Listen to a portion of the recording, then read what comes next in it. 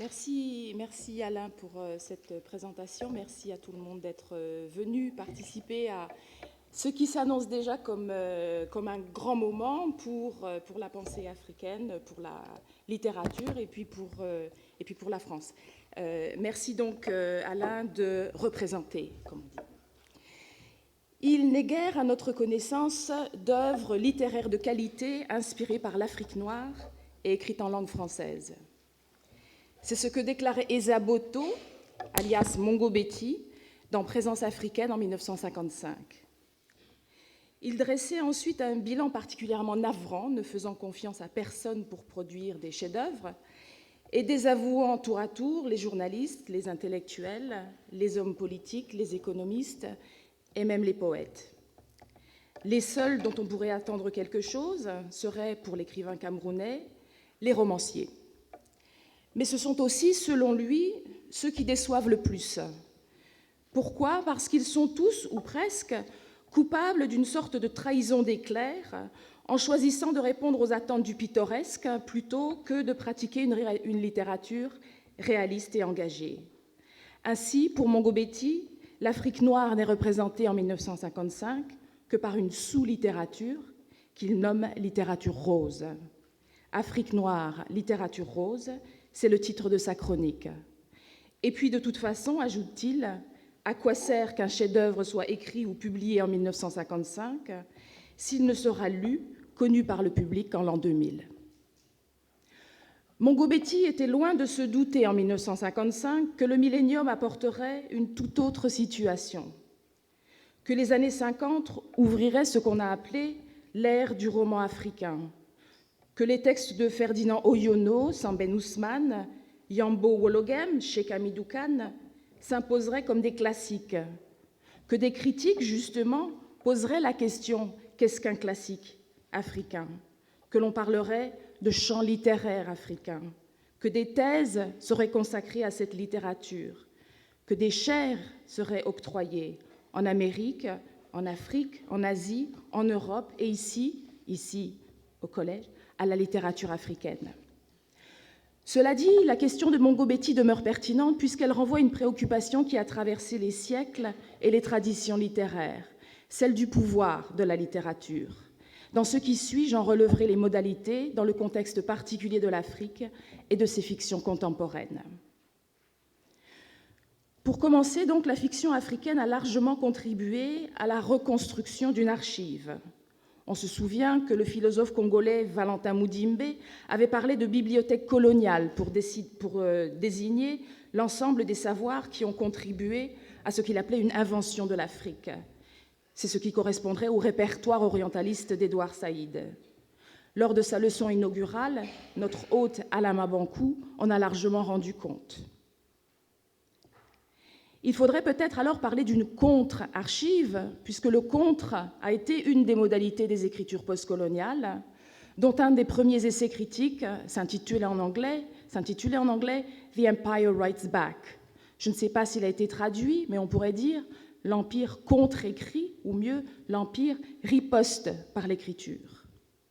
Effectivement, une des urgences de la littérature africaine a été de régler ses comptes avec la bibliothèque coloniale.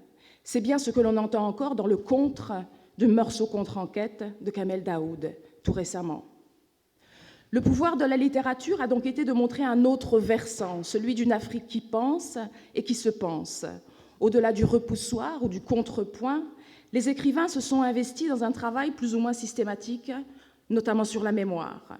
Je pense ici au texte de Bessora sur la Vénus au tantôt, de Tierno Monenembo sur les tirailleurs, d'Emeniali, de Boubacar Boris Diop et bien d'autres. Penser l'Afrique, ce sera pour beaucoup tenter de mettre en mots les désastres africains.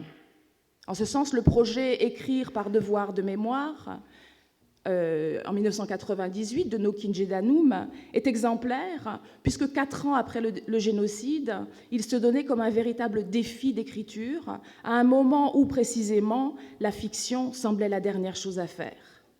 Comment dire le traumatisme, le chaos, les impasses ? Là encore, la question est universelle. Mais de Véronique Tadjo à Abdourahmane Ouaberi, ils ont relevé le défi d'y répondre en ce qui concerne le Rwanda. En post-colonie aussi, donc, c'est la littérature qui permet d'imaginer, comme chez Laboutancy, Sony Laboutancy, des résistances, des voix impossibles à réduire au silence, des morts difficiles à tuer, des rebelles. Renonçant à la tentation d'un afro-pessimisme absolu, c'est un pouvoir minime mais précieux que l'écriture revendique, celui de disqualifier les États honteux, pour reprendre Sony Laboutancy. En cela, le roman de la dictature aura très certainement été le contraire de la littérature rose. Une deuxième et immense fonction de la littérature concerne la représentation de l'espace. Pour le dire plus précisément, et dans des termes empruntés à Michel de Certeau, je pense à la représentation de l'espace en tant que lieu pratiqué, c'est son expression. Au fil des décennies, des récits, des genres variés ont contribué à énoncer des univers historicisés et non pas hors du temps, à représenter des quotidiens incarnés par des personnages dotés de paroles, de mobilité, d'emploi du temps, de vices et de vertus, de certitudes et de dilemmes, de raison et d'émotions, de capacités ludiques aussi, et aussi de corps. En ce sens, la fiction des Afriques rend le continent habité et habitable. Ceci depuis le roman de Kourouma, Aminata Sofal, et plus près de nous, celle des Florent Kouaouzoti, Kossi Efoui et Sami Tchak. On notera que ce n'est pas le privilège de la littérature dite haute. Du Gabon, du Sénégal, du Congo, de France, du Mali, une profusion de polars africains a donné une épaisseur particulière aux marges, aux frivoles, au-dessous des métropoles postcoloniales, tout en travaillant le vernaculaire. Je pense par exemple au roman d'Achingoy, d'Abbas Ndione, de Bolia, de Moussa Kounaté, de Mongobeti lui-même. Et d'ailleurs, Simon Djani en avait été le grand pionnier, comme dans d'autres domaines. Il aurait fallu peut-être parler des romans africains, des romans harlequins à l'africaine, qui se vendaient comme des petits pains dans les années 90, histoire de revendiquer une littérature tout à fait rose pour l'Afrique noire. Mais ceci est une autre histoire. Mon troisième et dernier point concerne un public particulier qui brise la polarité entre d'un côté le lectorat africain et de l'autre le lectorat occidental. Il existe aujourd'hui des lecteurs qu'on pourrait appeler les lecteurs de la diaspora, comme on dirait auteurs de la diaspora. Pour les afrodescendants, les afropolitains, les afropéens et autres rejetons de l'Empire, la littérature aussi fait penser l'Afrique de manière toute particulière. Il me semble que pour ces Noirs de France qui n'ont jamais mis les pieds en Afrique, ou dont le lien avec le pays de certains de leurs ancêtres s'est perdu pour tout un tas de raisons possibles, la littérature donne accès à l'Afrique.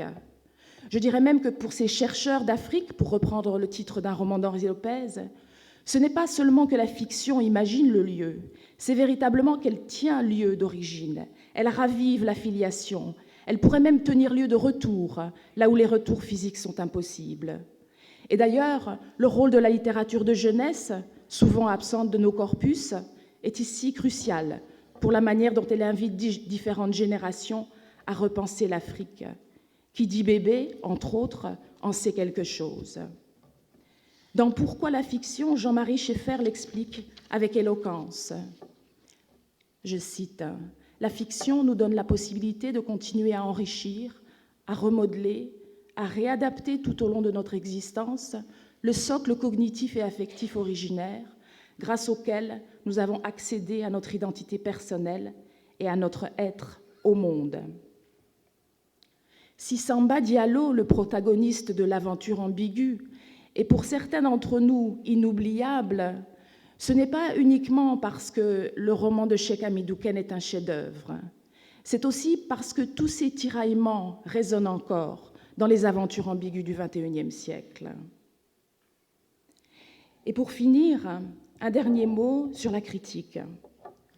On a souvent l'impression, à voir comment ils sont représentés dans la fiction, ou à ce qu'en disent les écrivains eux-mêmes, que ceux qui se chargent de disséminer et d'enseigner les littératures africaines sont aujourd'hui engagés dans des pratiques au mieux stériles, au pire complètement dépassées. Les critiques y apparaissent souvent sous les traits de commentateurs bornés, déterminés à étiqueter les artistes, à catégoriser les identités, à forcer les expériences singulières dans des orthodoxies, bref, à contrôler le sens de manière policière. À ces caricatures, je voudrais opposer la tâche, plus généreuse bien sûr, du critique littéraire impliqué dans la démarche qui nous intéresse tous, qui est de penser l'Afrique et de voir là où et comment l'Afrique pense. L'universitaire, les critiques littéraires, les professeurs ne sont pas là, du moins a priori, pour imposer un sens au texte, mais plutôt dans l'idéal pour en signaler des sens possibles et productifs. Avec les auteurs et non pas contre eux, ils participent à un entendement de l'Afrique d'hier, d'aujourd'hui et de demain. Ainsi, j'espère vous en avoir convaincu dans ce bref exposé. La littérature africaine et ceux qui s'en préoccupent a répondu de manière spectaculaire, positive et prometteuse à la question « L'Afrique pense-t-elle ?» Merci.